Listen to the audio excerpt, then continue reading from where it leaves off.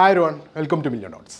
എൻ്റെ പേര് നിഖിൽ കാരോത്ത്. ഇന്നും നമ്മൾ മലയാളികൾക്കിടയിൽ ഇൻവെസ്റ്റ്മെൻറ്റ്, ട്രേഡിങ് എന്നൊക്കെ പറയുന്നത് കേൾക്കുമ്പോൾ നെറ്റ് ചുളിക്കുന്ന ആളുകൾ ഒരുപാടുണ്ട്. എനിക്ക് പേഴ്സണലി ഉണ്ടായ ഒരു അനുഭവം ഞാൻ പറയാം. മില്യൺ ഡോട്ട്സിൻ്റെ ഓഫീസ് കോഴിക്കോടാണ്. അപ്പോൾ ഇവിടെ നമ്മൾ ഷൂട്ടിൻ്റെ ആവശ്യത്തിനൊക്കെയായി പലപ്പോഴും പുറത്ത് പോകാറുണ്ട് ഓഫീസിൽ നിന്ന്. അപ്പോൾ അങ്ങനെ ഒരു ദിവസം ഞങ്ങൾ വലിയങ്ങാടി ഷൂട്ടിങ്ങിനായിട്ട് പോവുകയാണ്. പബ്ലിക്കിൻ്റെ ഇടയിൽ നിന്ന് പല അഭിപ്രായങ്ങൾ ചോദിക്കുന്ന സമയത്ത് ഒരാൾ എൻ്റെ അടുത്ത് ചോദിച്ചു, എന്താണ് ചെയ്യുന്നത്?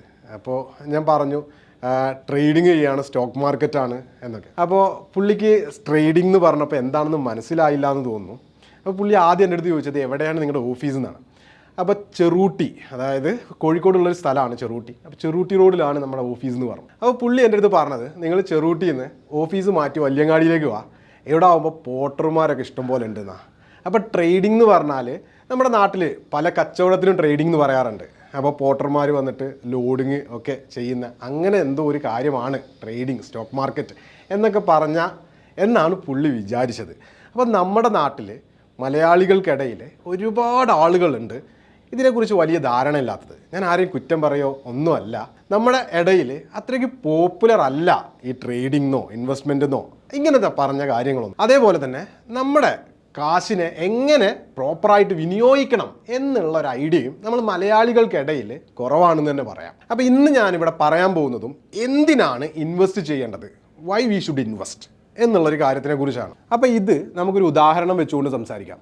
ഒരാൾ മാസം ഒരു 50,000 രൂപ സാലറി ആയിട്ട് വാങ്ങുന്നുണ്ടെന്ന് വിചാരിക്കും. അയാൾ ഇൻവെസ്റ്റ്മെൻറ്റ് എന്നുള്ളൊരു ഓപ്ഷൻ തിരഞ്ഞെടുക്കാതെ അയാൾക്ക് കിട്ടുന്ന എമൗണ്ടിനെ സേവ് ചെയ്യുകയാണെന്ന് വിചാരിക്കും. അപ്പോൾ 30,000 രൂപയാണ് അയാളുടെ ഒരു മാസത്തെ എക്സ്പെൻസ് എന്നുകൂടി വിചാരിക്കും. 20,000 രൂപ അയാൾ മാസം സേവ് ചെയ്യുന്നുണ്ട്. അതേപോലെ തന്നെ അയാൾക്കിപ്പം 30 വയസ്സാണ്, 50ാമത്തെ വയസ്സിൽ അയാൾ റിട്ടയർമെൻറ്റ് പ്ലാൻ ചെയ്യുന്നുണ്ട് എന്നുകൂടി വിചാരിക്കും. അപ്പോൾ അങ്ങനെ എല്ലാ മാസവും ഇയാൾ 30,000 രൂപ എക്സ്പെൻസിന് ശേഷം 20,000 രൂപ വെച്ച് സേവ് ചെയ്യുകയാണ്. അങ്ങനെ 20 വർഷം ഇയാൾ സേവ് ചെയ്യുകയാണെന്നുണ്ടെങ്കിൽ അയാളുടെ അക്കൗണ്ടിൽ 1,78,90,693 രൂപയായിരിക്കും ഉണ്ടാവുക. 50ാമത്തെ വയസ്സിൽ ഇയാൾ റിട്ടയർ ആയതിനു ശേഷം ഇതേ 30,000 രൂപ തന്നെയാണ് അയാളുടെ എക്സ്പെൻസ്. പിന്നെ അവിടുന്ന് അങ്ങോട്ടൊന്ന് വെറുതെ വിചാരിക്കും. അങ്ങനെ 30,000 രൂപ വെച്ചിട്ട് അയാളുടെ എക്സ്പെൻസ് മുന്നോട്ട് പോവുകയാണെങ്കിൽ നിങ്ങൾ മനസ്സിലാക്കണം, അടുത്ത 8 വർഷം കൊണ്ട് അയാളുടെ ഈ സേവിങ്സ് കംപ്ലീറ്റ്ലി തീർന്നു പോകും. പിന്നെ അവിടുന്ന് അയാൾക്ക് എക്സ്പെൻസിനുള്ള പൈസ ഉണ്ടാവില്ല എന്നുള്ളതാണ് യാഥാർത്ഥ്യം. ഇനി നേരെ മറിച്ച് അയാൾ ഈ ഒരു 30,000 രൂപയ്ക്ക് ശേഷമുള്ള 20,000 രൂപ അയാൾ പ്രോപ്പറായിട്ട് ഇൻവെസ്റ്റ് ചെയ്യാനുള്ള പ്ലാനാണ് എന്ന് വെറുതെ മനസ്സിൽ വിചാരിക്കും. അതും ഒരു 12% റിട്ടേൺസ് പെർ ആനം കിട്ടുന്ന ഏതെങ്കിലും ഒരു ഇൻവെസ്റ്റ്മെൻറ്റ് സ്കീമിൽ ഇൻവെസ്റ്റ് ചെയ്യുകയാണ്. അങ്ങനെ മാസം 20,000 രൂപ എന്നാണ് നമ്മൾ പറഞ്ഞത്. ഒരു വർഷം നോക്കുകയാണെന്നുണ്ടെങ്കിൽ 20,000 ഇൻറ്റു 12 മാസം, അപ്പോൾ 2,40,000 രൂപയായിരിക്കും ഒരു വർഷം അയാൾക്ക് ഇൻവെസ്റ്റ്മെൻ്റ് ആയിട്ട് ഉണ്ടാവുക. അങ്ങനെ ഒരു വർഷം 2,40,000 രൂപ.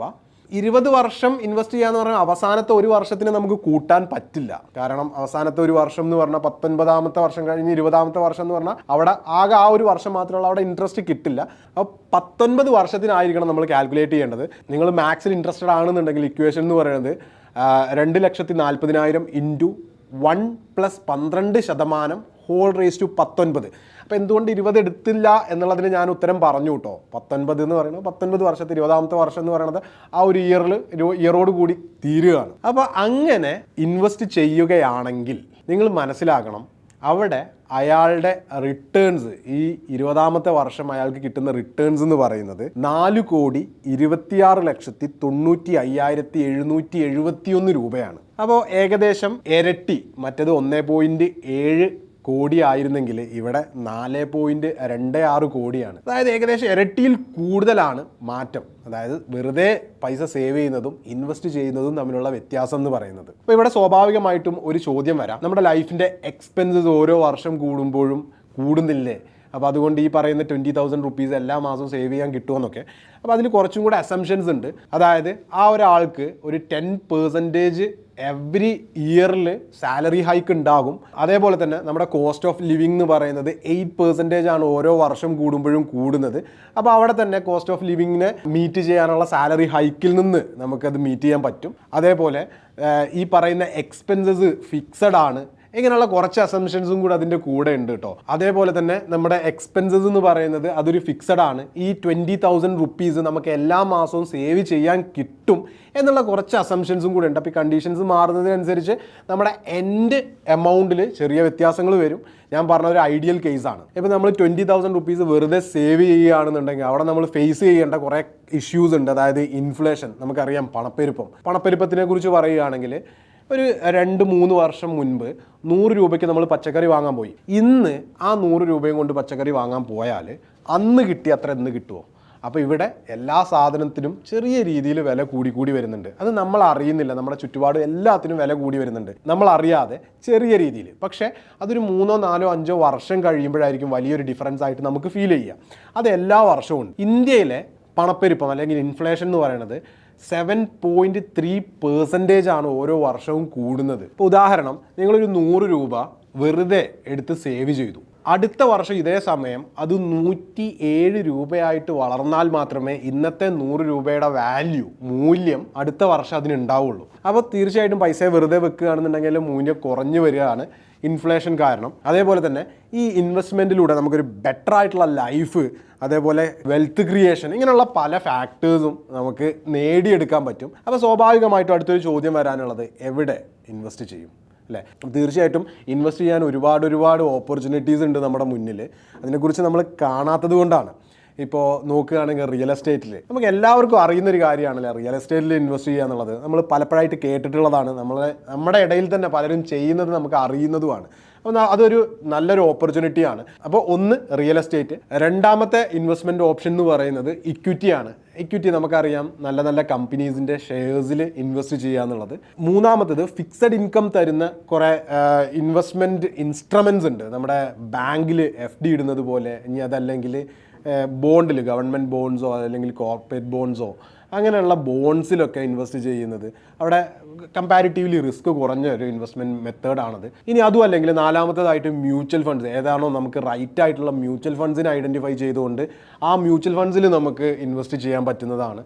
അപ്പോൾ ഇങ്ങനെ പല ഇൻവെസ്റ്റ്മെൻറ്റ് മെത്തേഡ്സ് ഉണ്ട്.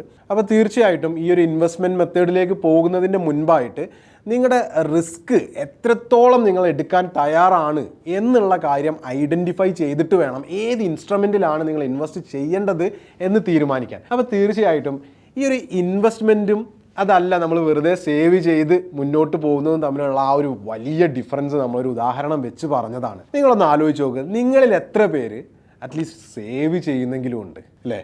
അതായത് നമുക്ക് കിട്ടുന്ന സാലറി ആ മന്ത് എൻഡ് ആകുമ്പോഴേക്കും അത് അങ്ങനെ തന്നെ തീർത്തിട്ട് നെക്സ്റ്റ് സാലറിക്ക് വേണ്ടി കാത്തിരിക്കുന്ന ആളുകളാണ് ഭൂരിഭാഗവും. അപ്പോൾ ആലോചിച്ച് നോക്ക്, സേവ് ചെയ്താൽ പോലും എത്രത്തോളമാണ് ആ ഒരു സേവിങ്സ് നമ്മളെ ലൈഫിനെ മുന്നോട്ട് കൊണ്ടുപോകുക എന്നുള്ള കാര്യമാണ് നമ്മൾ സംസാരിച്ചത്.